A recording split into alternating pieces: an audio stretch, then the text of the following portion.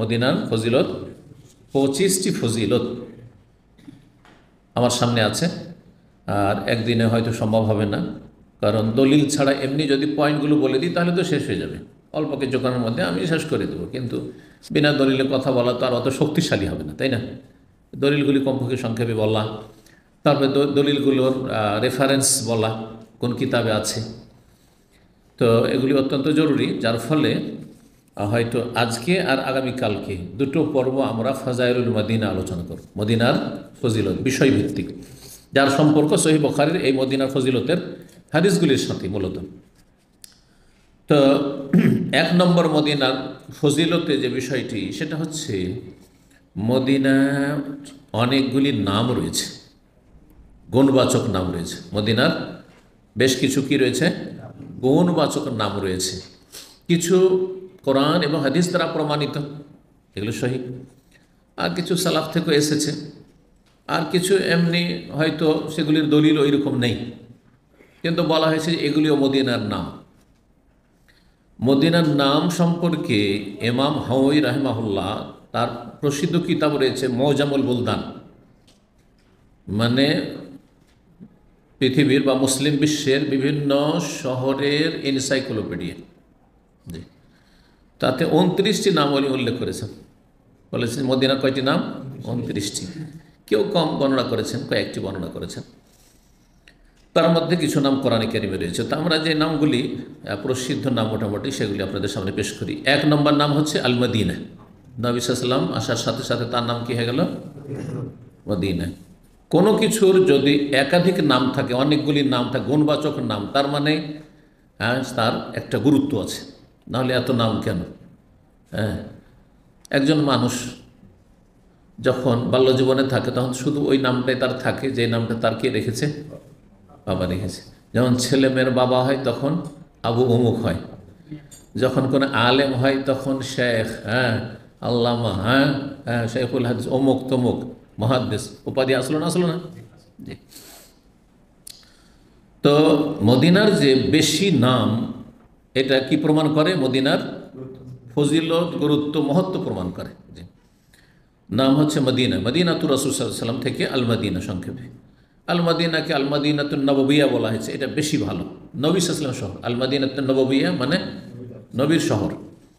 আর আল মদিনাতুল মুনাওয়ারা বলা জায়েজ, কিন্তু সুফিরা বলে অন্য সেন্সে, আর আমরা বলবো কোরআন সুন্নাহর অনুসারীরা আমরা অন্য সেন্সে। আল মদিনাতুল মুনাওয়ারা, মুনাওয়ারা কথাটি নূর থেকে, তাই না? আলোকিত, যা আলোকিত হয়েছে, এমন শহর যা আলোকিত শহর। কিসের মাধ্যমে? নবী সাল্লাল্লাহু আলাইহি ওয়াসাল্লামের দাওয়াতের মাধ্যমে, নবী সাল্লাল্লাহু হিজরতের মাধ্যমে, নবী সাল্লাল্লাহু আলাইহি ওয়াসাল্লামের পদার্পণের মাধ্যমে, নবী সাল্লাল্লাহু আলাইহি ওয়াসাল্লামের দাওয়াত তাওহীদ সুন্নাতের মাধ্যমে আলোকিত হয়েছে। তো এটা হচ্ছে সুন্নাহভিত্তিক নামের ব্যাখ্যা। আর বেদাতি সুফিদের ব্যাখ্যা হচ্ছে মদিনাতুল মুনাওয়ারা বিকবরি রাসূল, রাসূলের কবর থাকার কারণে আলোকিত। এটা বেদাতি গন্ধ আসছে, কথা বোঝা গেছে না? দেখেন, একই নাম, কিন্তু আপনি যদি ওইভাবে ব্যাখ্যা করেন তাহলে সুন্নাহভিত্তিক ব্যাখ্যা করলেন আপনি, আর এইভাবে যদি ব্যাখ্যা করেন তো আপনার মধ্যে বেদাতের গন্ধ আসছে। এখান থেকে তখন সরে হয়ে যাবে যে কবরের মাধ্যমে যখন আলোকিত, তো কবর থেকে কিছু পাওয়া যেতে পারে, চলে গেল তখন বেরোলিবি আকিদা, মাজারি আকিদাই চলে গেল তখন। কবরের কাছে পাশে গিয়ে দোয়া করলে স্পেশাল সে দোয়া হবে, আল্লাহর কাছে দোয়া করছে। আর তার চাইতে মারাত্মক হচ্ছে সরাসরি রাসূলুল্লাহ সাল্লাল্লাহু আলাইহি ওয়াসাল্লামের কাছে দোয়া করছে, যে দরখাস্ত করছে। তো মদিনা। দ্বিতীয় নাম তয়বা। তাইবা, জি, তাইবা নাম প্রসিদ্ধ এখনো নাম। জি। আর তাবা, তাবা নাম সহিহ বুখারীতে পড়লেন হাদিস। জি। আর একটা নাম হচ্ছে আরদুল হিজরা, হিজরতের ভূমি। আরদুন মানে ভূমি, জমিন, হিজরতের ভূমি, যেখানে নবী সাল্লাল্লাহু আলাইহি ওয়াসাল্লাম সাহাবায়ে কেরামগণ মক্কাতে হিজরত করেছেন। এটার অপর নাম দারুল হিজরা, আরদুল হিজরা বা দারুল হিজরা, দার মানে ঘর। এর নাম হচ্ছে কয়টি হয়ে গেল? 5টি হয়ে গেল তাহলে, না? দারুল হিজরা, আরদুল হিজরা দিয়ে। 6 নম্বর নাম হচ্ছে আদ-দার, শুধু দার, মানে এটি হচ্ছে আল্লাহ রাব্বুল আলামিন স্পেশাল ঘর, স্পেশাল ঘর, স্পেশাল নগরী। দার নগরীকে বলা হয়, মহল্লাকে বলা হয়। দূর, দারের বহুবচন, দূর মানে মহল্লা।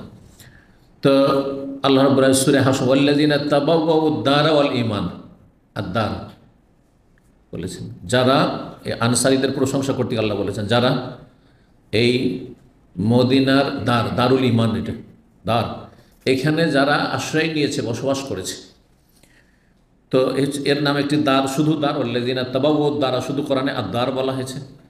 আর আরেকটি হচ্ছে দারুল ইমান, হ্যাঁ, ইমানের নগরী, ইমানের ঘর সেটি। কয়টি হয়ে গেল? 7টি হয়ে গেল মনে হয়, 7টি। আরেকটি হচ্ছে দারুস সুন্নাহ, হ্যাঁ, সন্ন্যার এটি হচ্ছে কেন্দ্রভূমি, জি, সন্ন্যার কেন্দ্র, তাওহীদ সন্ন্যার কেন্দ্র দারুস সুন্নাহ। আরেকটি হচ্ছে দারুস সালাম বা দারুস সালামা।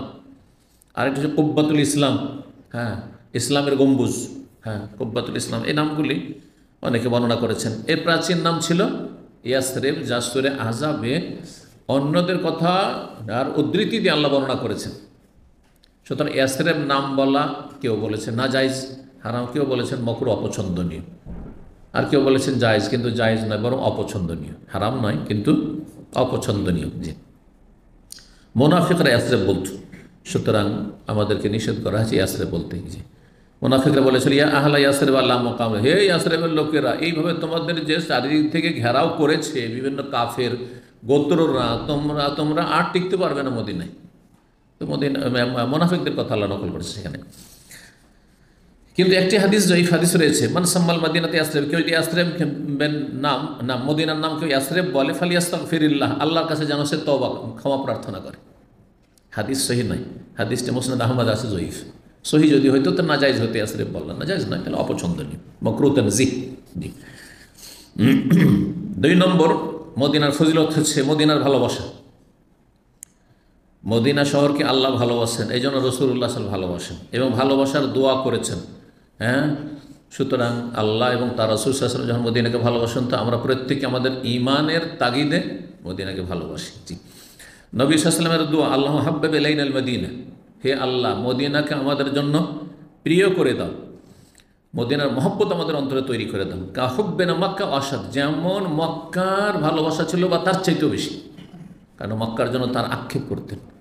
মাতৃভূমি ছেড়ে এসে মানুষ দূরে চলে আসলে অনেক সময় আক্ষেপ হয়, কি জীবন, আত্মীয় স্বজন, ছোটোবেলার বন্ধু বান্ধব, হ্যাঁ, খালাতো ভাই, মামাতো ভাই, চাচাতো, কোথায় তাদের সাথে দেখা সাক্ষাৎ হচ্ছে, তাই না? যুগ যুগ ধরে দেখা সাক্ষাৎ হচ্ছে না। জি, নবী সাল্লাল্লাহু আলাইহি ওয়াসাল্লামের হাদিস সহিহ বুখারীতে পড়েছেন যে যখনই মদিনার বাড়িঘরগুলি, দেয়ালগুলি দেখতে পেতেন, তখন উটনিকে দ্রুত তাড়াইতেন, দ্রুত তাড়াইতেন। কোনো ছোট বাহনে থাকলেও, হ্যাঁ, কি করতেন, নাড়া দিতেন যাতে করে একটু জলদি চলে। সহিহ বুখারীতে হাদিস রয়েছে, 1886 নম্বর হাদিস। 3 নম্বর ফজিলত, মদিনারও হারাম রয়েছে, মানে নির্দিষ্ট এলাকা সম্মানিত রয়েছে আল্লাহর পক্ষ থেকে, যেমন মক্কার হারামে নির্ধারিত এলাকা রয়েছে, নির্দিষ্ট এলাকা রয়েছে। ইব্রাহিম আলাইহিস সালাম মক্কাকে হারাম ঘোষণা করেছেন, মানে ইব্রাহিম আলাইহিস সালামের মাধ্যমে আল্লাহ ঘোষণা করেছেন, আর মদিনার হারাম ঘোষণা আল্লাহ রাসূলুল্লাহ সাল্লাল্লাহু আলাইহি ওয়াসাল্লামের মাধ্যমে করেছেন। আলী রাদিয়াল্লাহু তাআলা আনহু থেকে বর্ণিত, আল মাদিনাতু হারামুন মা বাইনা আইর ইলা সৌর, মদিনা হচ্ছে হারাম সম্মানিত এলাকা আয়ের থেকে সওর পর্যন্ত, আয়ের থেকে সওর পর্যন্ত। সহিহ বুখারী 6258। মিন আয়ের ইলা সৌর, এই সৌর শব্দটি সহিহ বুখারীতে এসেছে, কিন্তু 6258 আসবে, ওই হাদিস আসেনি। আর যে হাদিসটা আমরা এখানে পড়েছি সেখানে রয়েছে আল মাদিনাতু হারামুন মা বাইনা আয়ের ইলা কাজা, অমুক জায়গা পর্যন্ত, কিন্তু অমুক জায়গাটি যে সর, এই কথাটি নাই কিন্তু। তাহলে একটি হাদিস আরেকটি হাদিসের ব্যাখ্যা করে।